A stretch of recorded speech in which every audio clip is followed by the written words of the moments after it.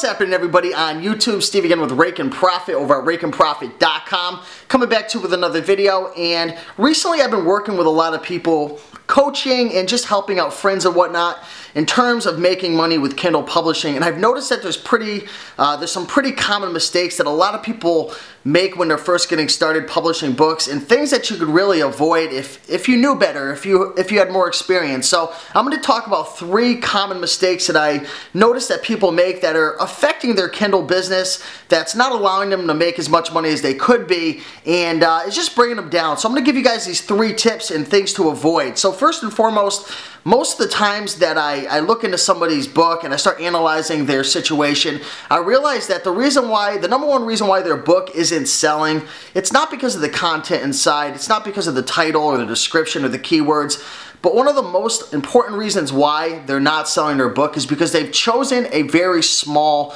market. It's very important to find a niche, and a profitable one to say the least, but you have to make sure that there's an actual market there. You have to make sure that people are actually looking to spend money on the given topic. I mean, yes, there might be a lot of people who have anxiety, who maybe need help with curing asthma or diabetes, but is there actually a market out there? Are there people spending money? And one of the best tips that I like to do when determining if a topic or a market is profitable is to look up whatever that is. That could be anxiety, that could be gardening, bodybuilding.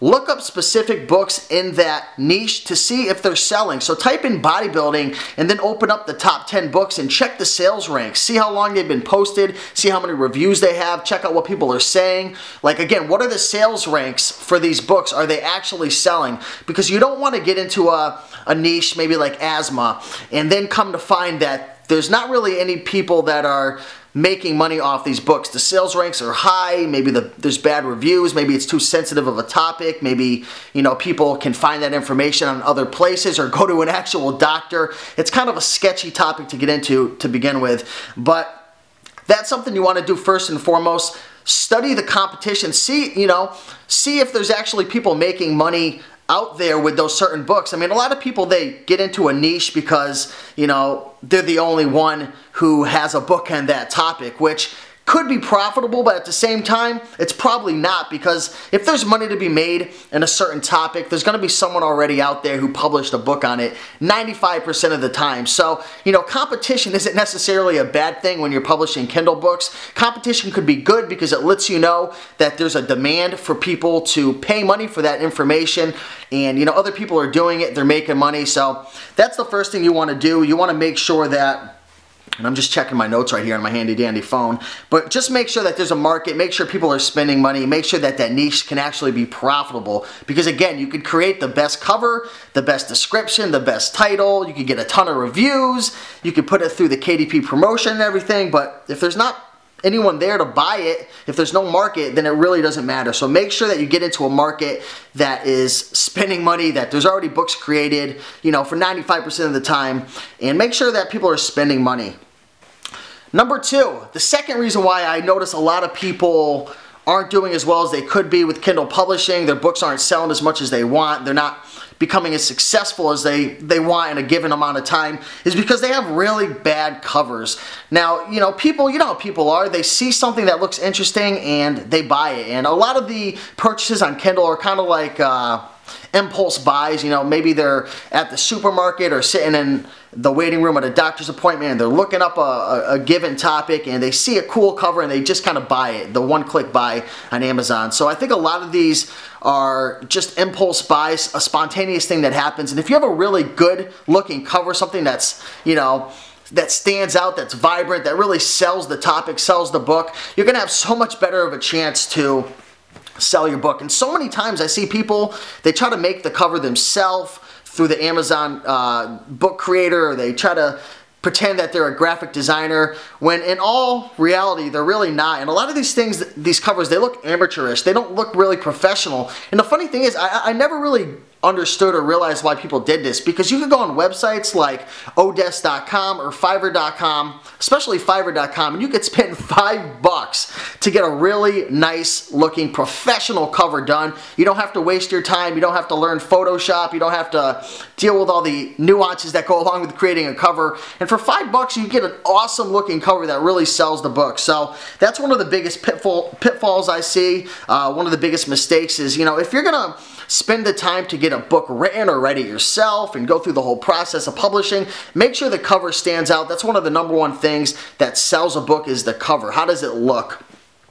And the third mistake I notice a lot of people are making when they, when they take a look at their portfolio and they can't really figure out why the books aren't selling, is they don't get enough reviews for their books. Bottom line, when it comes to your Kindle books, if you don't have reviews, 95% of the time, again, your books are not going to sell. So one quick tip that you can do for getting reviews is to run your book on free promotion.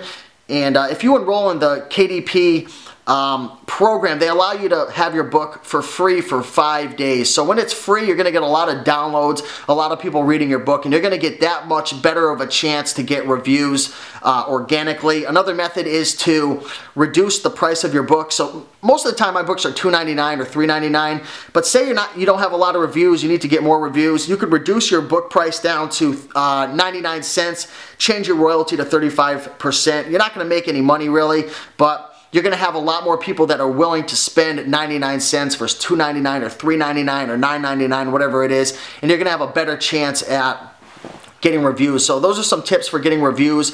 You could also go into Facebook groups and you could find other people who have written a book or they have a book available, and you could say, listen, I'll leave an honest review for your book. So read their book, let them know what you think, good or bad, and then they can do the same. It's kind of like a review swap, but make sure you're leaving honest reviews. You don't want to pay for reviews. You don't want to just swap reviews without reading the book. Not only is it unethical, but if Amazon finds out, you're going to get kicked off or get your book banned. So those are some tips. Make sure that you get into a big enough market. Make sure people are spending money. Make sure there's a need for that information for the book that you're providing. Don't get into such a super small niche laser beam topic where there's not a lot of people looking for it. You got to make sure money's flowing into that topic.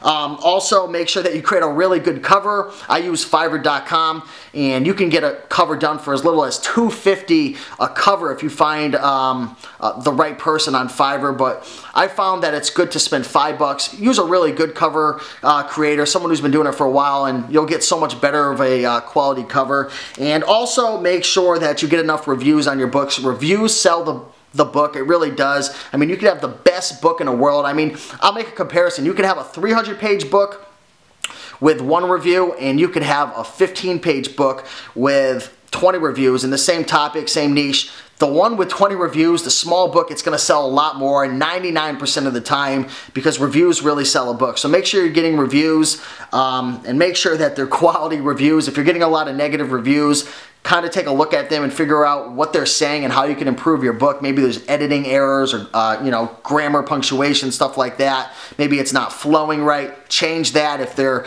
saying that the content isn't valuable, it's not helping them with the solution, change that. Figure out what they want, why you're getting negative reviews, and change it until you're starting to get more positive reviews. So those are the 3 tips. Hopefully things are going well with you and your business, especially your Kindle publishing business. And if you have any more questions, leave them below in the comment section. Also, you can check out one of the latest live hangouts I was on with Cody Hawk. We did about an hour show on his channel. You can find him, Cody Hawk. I'll leave a description link to his channel in the description. But we did an hour show talking about Kindle publishing. We were talking about outsourcing and hiring virtual assistants, and just tips and strategies to grow your business. So check that out. Again, Cody Hawk. I'll leave the link in the description area. But yeah, really excited for the future of Kindle publishing.